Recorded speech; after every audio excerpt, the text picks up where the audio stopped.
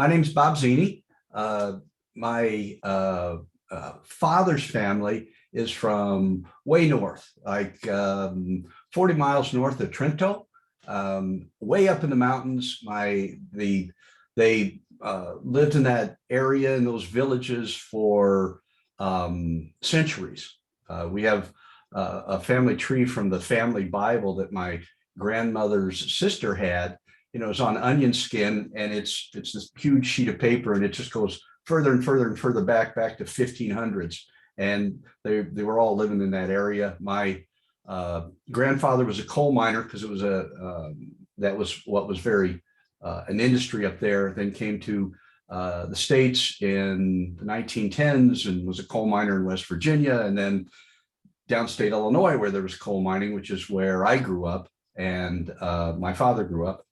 I am, for the past 35 years, I've been a self-employed graphic designer working out of my house. And that kind of leads into the presentation. I will share my screen very shortly. Working out of your house by yourself for long periods of time, especially in the Chicago winter, can make you kind of strange.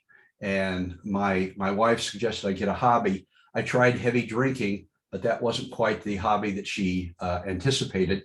So I had to get a different hobby. And we always liked gardening. And so I started growing tomatoes in my basement under lights. And I failed, 4 or 5 years in a row. Too much water, not enough lights, not enough heat. And finally, about maybe 20 years ago, I kind of got the hang of it. And over the years, I wanted to try growing more.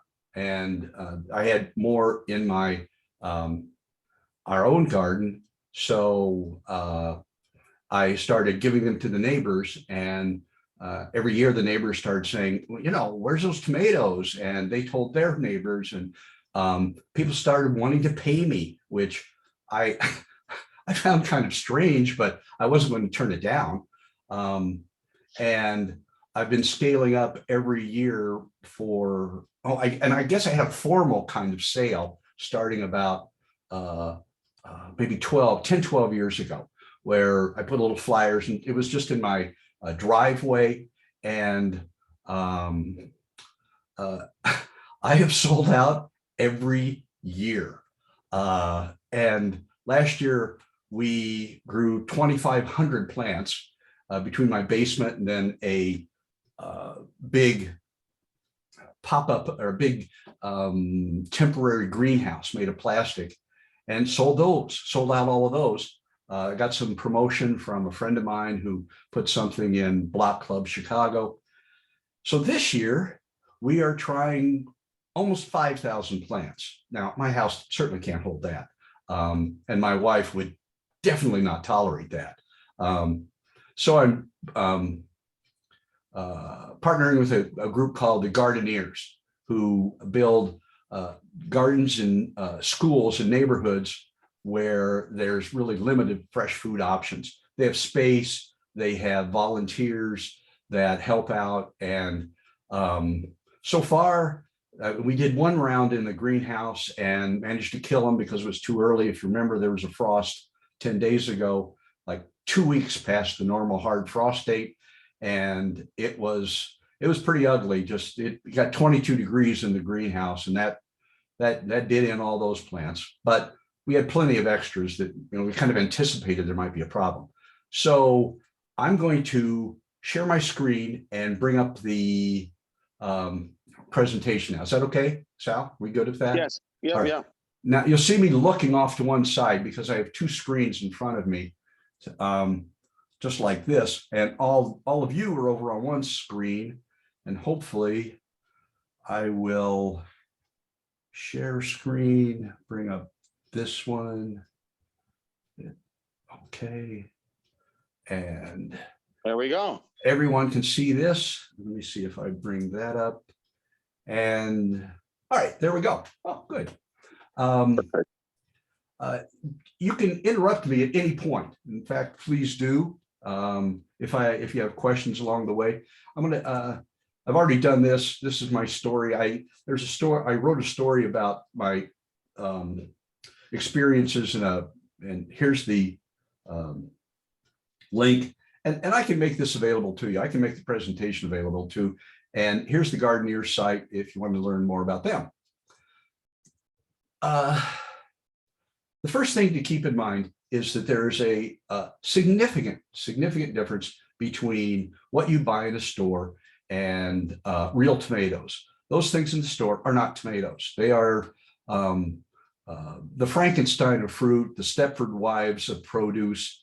They're really a travesty because food companies have genetically tweaked them to so that they can ship well, they can be picked green, they look great, there's no flaws in them. Look at these photos. Nobody's real tomatoes look like those. I mean, a whole grocery store full of those, it's not possible without, destroying the critical element of tomatoes, and that's flavor.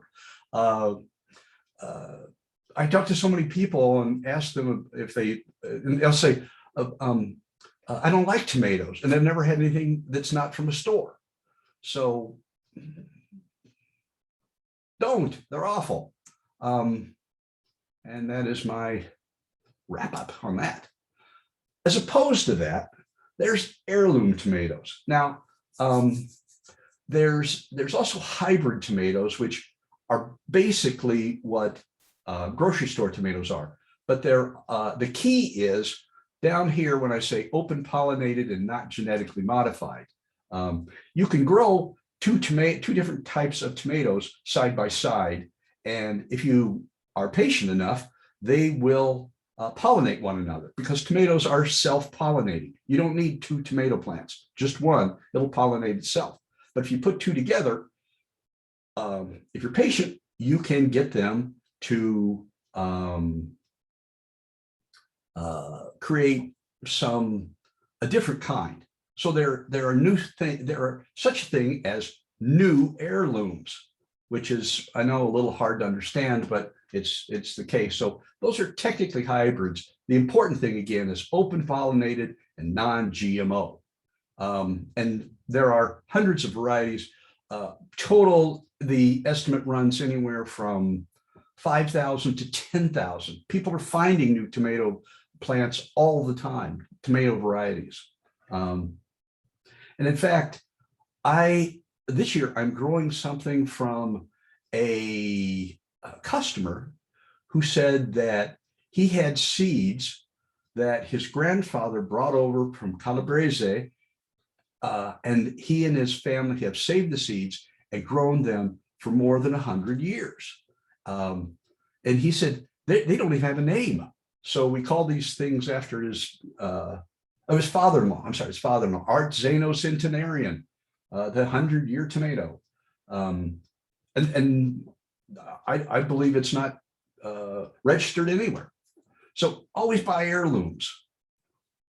Okay. And that's why, right there. So let's talk about planting and growing. This is obvious if you've grown tomatoes, but I was talking to Salvatore earlier about if you're going to grow tomatoes, and I live in the west suburbs, and there's a lot of trees out here, so you can grow tomatoes in pots. So just find the sunniest location you can find to grow them, because that's really critical. If you haven't amended your soil in a couple of years, you should do that. The ideal mix for soil is to have it a little loose with enough air pockets and very tiny water pockets so that the roots can go through the soil, find the water, find the air, and thrive. So this is what I always try to do: mushroom compost, and make sure it is composted. Don't ever use cow manure, because it'll just burn your soil. It'll burn the roots. Use peat moss to loosen it up, and garden soil for additional nutrients. And I always tell, every year I'm out there with the tiller, and wearing out my arms, so to loosen up the soil.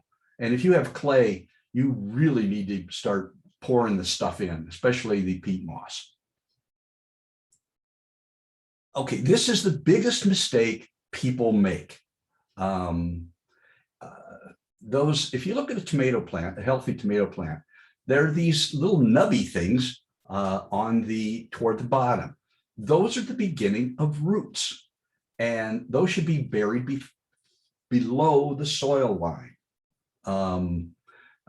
You can see on the photo on the left where I've kind of indicated in that might be a 16-inch plant, how much should be below the soil line. You snip off those branches toward the bottom, and everything below that, the whole stem goes below the soil line. So when you're in your garden, dig a hole at least 6 inches around, 6 inches in diameter. I throw some worm castings, which AKA worm poop. Worm casting is the commercially acceptable word to use. And you can get those in the internet, and it's over the internet. All the big box hardware stores sell them. Excuse me. I have a customer who buries his tomatoes from an 18-inch plant, 16-inch plant. He buries almost 12 inches of it below the soil line. And that's aggressive in my opinion, but bury them deep, because it'll help, because then all those little nubs become a bigger root ball. So that's the one thing that's really critical. Back over here.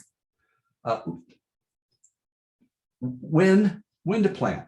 Mother's Day is traditional day. And I planted as early as late April, and as early as late April, and as late as early June. Late April is okay. You have to monitor the temperature fairly closely, because tomatoes are very temperature sensitive. When it gets 32 degrees, they die. And I mean, they're dead.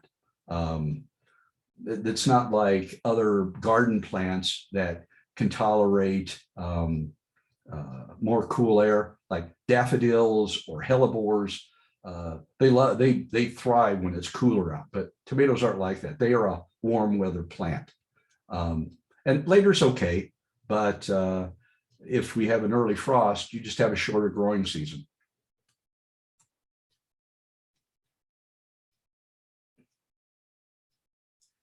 A lot of people think that the hotter the better. Well, up to a point, yes, but they really thrive between 65 and 85. Again, like I said, be below 40, you should throw a tarp or something over it, especially if it gets, because the ambient heat from the soil will surround the plant and keep it warm if you throw some sort of tarp over it. When it's over 85, you have a couple problems. One, it won't set fruit as abundantly, because it needs these chemicals called carotene and lycopene to mature from flowers to small fruit to ripe, robust tomatoes that we know. And over 90 degrees, you are going to need to water them continuously. They dry out so quick, they drink a lot of water. So you need to keep the water, you keep them very, very well watered if it's over 90. And if you have plants in pots, as I do, I water them usually twice a day when it's in August, when it gets really, really dry. There's determinate and indeterminate tomatoes. Determinate is they're bush tomatoes, and they're usually smaller, and they ripen all at the same time. They will within a week or two, they will have all the fruit will appear, they'll all ripen, and then you won't have any more. That's a minority of the plants. Indeterminate are vines, and they are, as you expect with vines, they just go everywhere. So what you need to do is keep the fruit off the ground. Some people use stakes, some people use trellises. I use cages. These are some of my tomatoes from a few years ago. And this one on the left is a black cherry, which I do not recommend growing in pots as I did here. You can see I have a cage inside a cage on top of a cage because they were so big and heavy. The same thing over here. You can get ones that are more container friendly, but all determinants, because they're vines, will need some sort of support to keep them off the ground. Because if they're on the ground, they're running around the ground, the fruit will rot. They get too moist and they rot.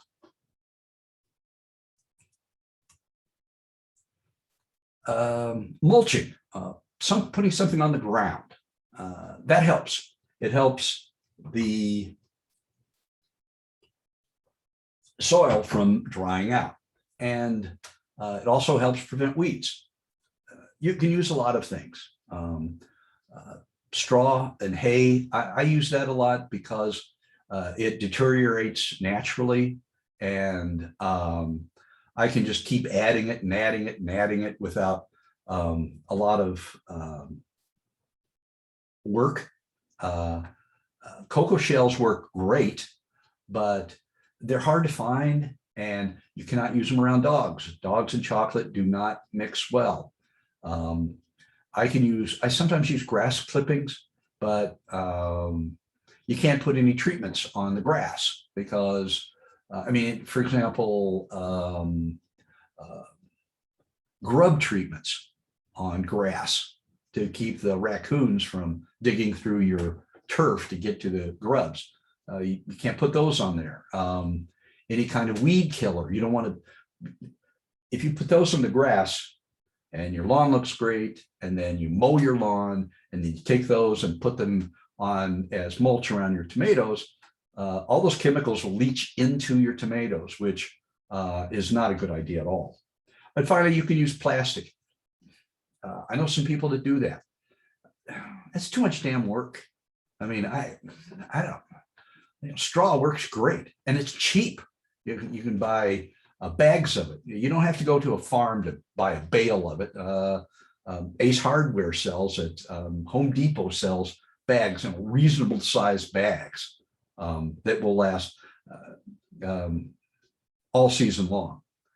So mulching is good, and because it keeps the soil moist. Because you want the soil that the tomatoes are growing in to be like a moist sponge.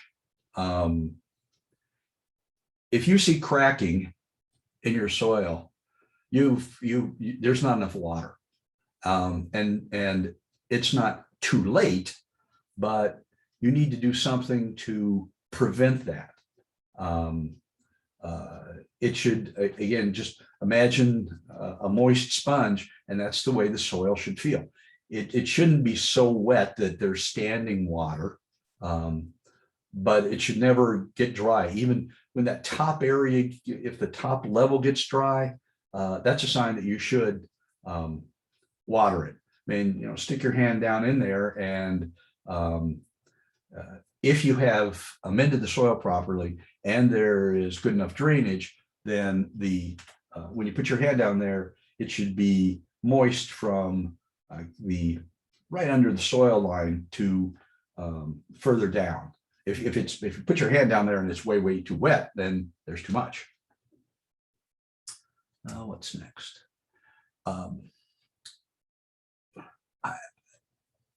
Tomatoes are heavy feeders. So I like tomato tone because it's bone meal. And again, not around dogs because it's bone meal. My daughter had a dog who stayed with us for a while, and he found that bone meal. He dug right through, he didn't dig up the plant, but he was digging all around the plant to get down to that bone meal because he could smell it. So I prefer tomato tone. Again, bone meal works good. And Miracle Grow, I've tried that. That works fine. Do not use coffee grounds or cow manure. People will say you should do this. They're both too acidic and they will burn the roots. So don't use those. Something that's been composted, fine. But straight cow manure is in fact, if you use it in other parts of your garden, you throw it out there, you can see the steam coming off of it. And that usually happens when all that acid hits the water on the soil. So don't use cow manure. Tomatoes don't like it. Okay, you've planted it and they're watering and it's growing. It's great. And you have some supports. You can see this post of the support. Soon enough, you will see these little things between a branch will come out from one side, and this is the main stem, and you will see this little plant coming out from right at the junction of the two. The technical name of these are suckers, because you want to get those suckers off there. They are unproductive secondary branches. You should, again, if you're obsessive and vigilant, the way I am, I'm out there every morning. In July, I'm out there every morning pulling off dozens of them sometimes. And because they'll just pop up overnight. And there's always some that I miss because the plant's getting so big. But when you see these, try to get them off. Now, if there's one maybe an inch or two off the up a branch or up a stem, don't pull those off, because off the stem, it's a branch. Off a branch, it is the beginnings of flowers, and those will become your fruit. So yeah, right at the junction, take those off. Little things that look like suckers but are further up in the branch, those are the beginnings of flowers. Now, early in the season, trim those branches so that you can bury the bottom of the plant further down. Very late in the season, when it doesn't look like you're setting any flowers anymore, and all you have are a lot of fruit that might be in the middle of the plant, and they're not getting a lot of sun because you have so much growth at the top. You can trim off all of those branches at the top to expose the fruit that's up there, because they need the sun to ripen. So, at the bottom, the sides, the side branches to bury. At the top, that overgrowth that's keeping the unripened fruit from getting the sun they need. Okay, everybody's favorite. Bugs. I once had an infestation of whiteflies. They were so bad, it was like a cloud around a couple of my plants. I am just swatting them away. I'm not much one for the chemical treatments. So I just pulled the plants out. It was hopeless. But to prevent that, and prevention is really the key here, there's a couple things you can do. Marigolds, you can plant all around it, or basil. Now, both have a very strong aroma, which keeps the bugs off and away. But I don't use marigolds because it's really awful on bruschetta. So I use basil instead. And I plant the basil all around it. The tomato plants should be at least 18 inches apart, but in between I put basil, and it has proven for me to be a very effective way to keep bugs off of the plants. You can also buy ladybugs. You can buy them by little canisters. You can get them via the internet. It doesn't work depending on the shipping and everything. Or praying mantises, which is always fun.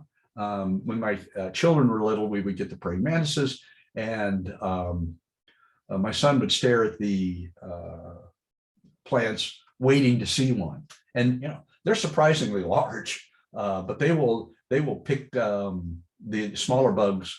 They'll pick the plants clean of the smaller bugs if you want to use those. Okay, what happens when you get this? It's called catfacing. This is what happens when there's two tomatoes that are two flowers that are growing really close to one another, and they'll start setting fruit, and the fruit will grow together. And so you'll have this larger fruit with this funny little face. And you can see there's two tips at the bottom of this tomato. So it can be cold temperatures. There's a number of reasons why the blossoms or the fruit grow together, but you can just cut them off. Just cut off that bottom part, and it's good. Tomato is fine. Bottom rot. As much as you want to water a plant, when you overwater it, you get bottom rot. And when this first started happening, and I was really starting to get interested in tomatoes, I went on, of course, the internet, and it kept saying, there's not enough calcium in your soil. So going out and buying commercial calcium is not as easy as you think. So, but I did find it, and I started using it, and it didn't seem to work too much. So I had to do more research. And finally, I found a paper that said, yes, there's not enough calcium because the water is absorbing all the calcium because there's too much water in the ground, because I was watering it too much. There's plenty of calcium in most soil. You fertilize every week or two, and there's plenty of calcium. But when you put too much water in there, it absorbs the calcium, and then the tomato roots can't absorb the calcium it needs to grow. So when you see bottom rot, it's just too much water. Water less often. These tomatoes as well, you can pick them and do a little slicing, and most of the tomato will still be okay. What's this? Cracking. This deals with water as well. As the tomato's growing, it needs a consistent amount of water, because when there's an inconsistent amount, the core of the tomato will grow faster than the shell of the tomato. So what happens is the core is getting larger and larger, and the shell, the skin, is not growing as fast, and it will crack. And once it cracks like this, and this is almost always at the top, it's followed by opportunistic mold that gets in there. And in many cases, when that cracking starts and the mold starts, it burrows down into the core and ruins the fruit. So, Hey, Bob. yeah. So first off, thank you for the overwatering with the bottom end rod. I've been having that problem for years and couldn't figure it out. And I too was having trouble sourcing calcium. I'm having a problem with black spots on my tomatoes every year, little tiny black spots. And one of the things that I've read is that it's because there's some type of something in my soil. And so I can't plant tomatoes in the soil anymore if I don't want that black rot to be there, or I have to steam the soil. You know, so this is kind of right along the lines of what you're talking about now. Do you have any ideas on how to prevent that? Soil-based problems. I have a garden along the side of my garage, and I had a problem with, I can't recall what I had the problem with, but what I had to do was scrape the top 2 feet of the soil off and put in new soil. I know that's just, it's not the answer you want. And it's certainly not the answer that I wanted. Now, I could use the soil in the flower garden because, you know, they were sensitive to the same kind of things that the tomatoes were. But that was was one solution. Before that, no, maybe it's after that. I have to think about it.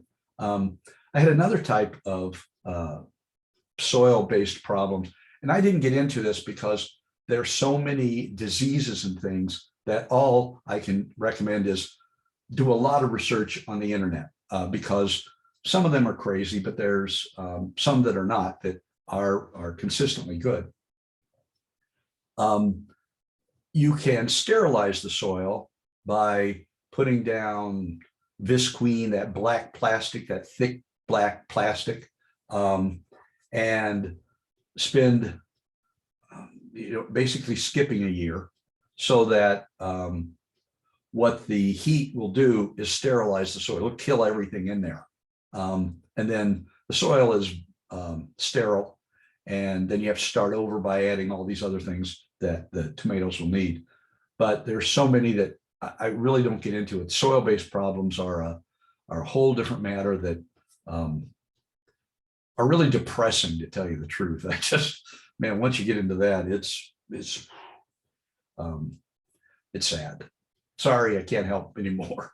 No, thank you. I appreciate it. And, you know, I did try that sterilizing one year. Yeah. I just haven't planted tomatoes there since yet. So maybe we'll try it again this year. I didn't realize that's what you do. I just got too lazy and didn't pull the black plastic up, and we never ended up planting in that area. Yeah. And so maybe I'll try planting over there this year. Yeah.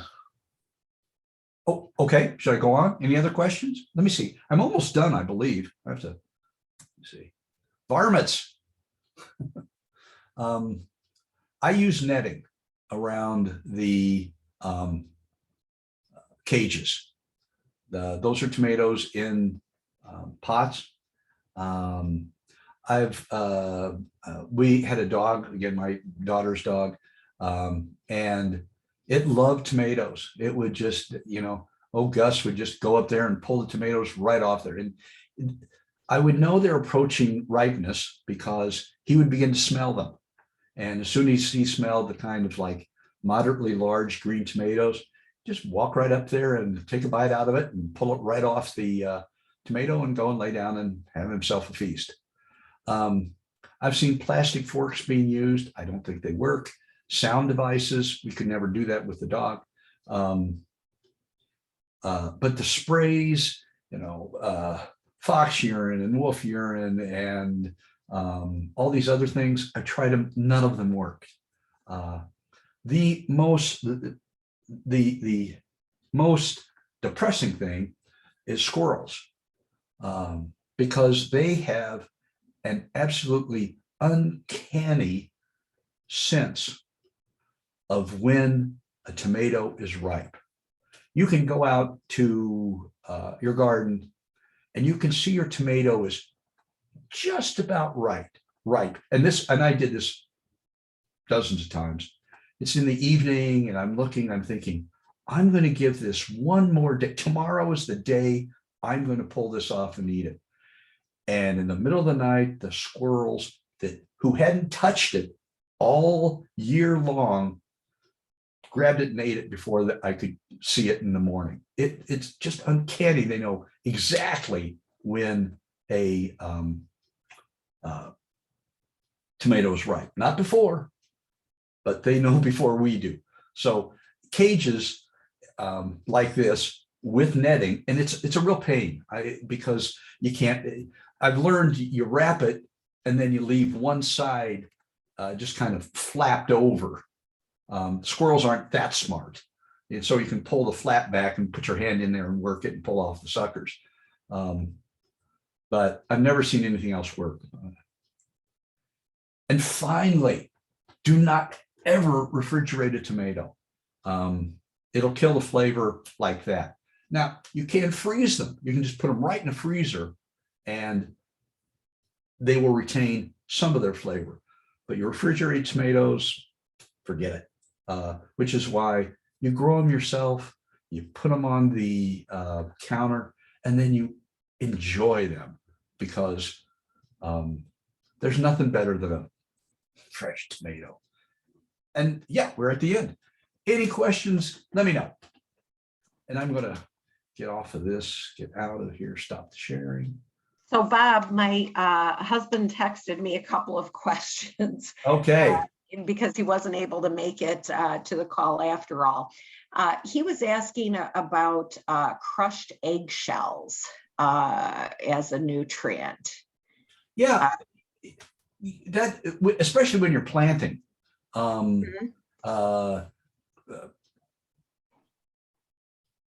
There's putting in nutrients and getting them started at the bottom of the hole, which you're putting in, is really a good idea because that really encourages the roots to start going. Having customers who put alfalfa. I have customers who go to the fish market, get fish heads, and put a fish head in the bottom. So eggshells work great. You know, grind up the eggshells and put them in there. You know, people make stews of these things, fish heads and alfalfa and eggshells. Wow. And the aroma is if you want to drive away any of your neighbors and guests, that'll do it. Very good. And then he was asking about soaker hoses. Are those good or bad? I think they're great because you turn it on in the morning for a few minutes, turn it in the evening for a few minutes, and again you keep that soil consistently moist, and you avoid the bottom rot, and you help the growth. Excellent. Thank you so much. Sure. And when are you having your big sale? Well, you go to my website. Let me see. It's ChicagoTomatoMan.com. Okay. And there's a shop. It says buy plants at the top. And we have pop-up locations around the city and the suburbs. Excuse me. I try to get in most of the neighborhoods, but not all of them. Where are you located? Can I ask? Oh, I'm located near O'Hare. So, Okay. We have a pop-up pickup location in Palatine. okay. One in Palatine, and then we have one in Wheaton as well. Okay. And then the other areas, we have one in Portage Park if you're closer to the city. Portage Park. Yeah, absolutely. That's very close. If you know Percolator Coffee. Oh, yeah. Okay. Yeah. Joe and Melissa are friends of mine, and they've been very gracious to let me hang out in their little patio area there. And Okay. when you check out, step 2 says shipping and pickup. We don't ship. I couldn't get rid of it. But under the pickup option, there's a list of times when we're at Percolator, and also in Lake Effect Brewing, which is close to that as well. So yeah, we're there like a couple mornings and Lake Effect a couple afternoons in May. Excellent. Yeah. Okay. I'll look for that. Thank you. Okay, yeah. ChicagoTomatoMan.com. All one word. Gotcha. Okay. Oh, this was great. Oh, thank you. It's always fun. Yes. Oh, there, I was just reading some of the chats there to see if there was any question for you. No, but there isn't. So Taking care of your soil is very important. And over the years, I've really tried to work on keeping it. You do something every year, you till it, you refresh it, you take care of it, and you avoid a lot of the problems that came up. It's been years since I've really had a problem, knock on wood, because I take care of it every year. And if you do that every year, you consistently avoid that. But every once in a while something comes up and it's shocking. And once you get a soil problem, oof, you really have a lot of work. Pretty much clay soil around these parts, and and so I think there's more my husband can do, because we had a really good season first season, and then the subsequent couple of years kept diminishing, and I think he really has to rehaul a lot of the soil there. But if you get closer to the lakefront, it's very sandy. And then somewhere along the line, it turns into pure clay, because we live in LaGrange Park, and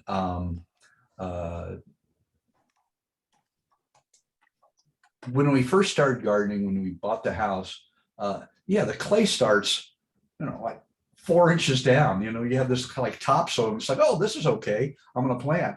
And then you start digging, and it's like digging through cement. And it's the first time you get down there, and you should really go down 18 inches, because the nutrients and the roots will go down there as well. And once they hit clay, it's pointless. So yeah, it's a lot of work. You think, you just throw some plants in there, okay. Yeah. I have a question for you, Bob. Sure.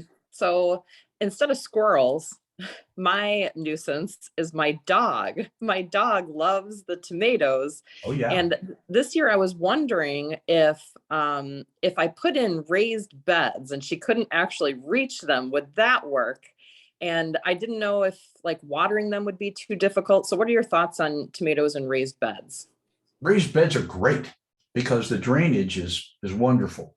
One of the reasons I use pots is to help the drainage. And because the sun is a little erratic, and because we have trees, by erratic, it's sporadic, it's not in all the right places. But raised beds are great. And our daughter's dog loved tomatoes. I mean, and he was a big guy, he was 75 pounds. And we have photos of him like up on the pots, trying to get into those between the cages, and photos of him looking at these netting and trying to get his nose in there.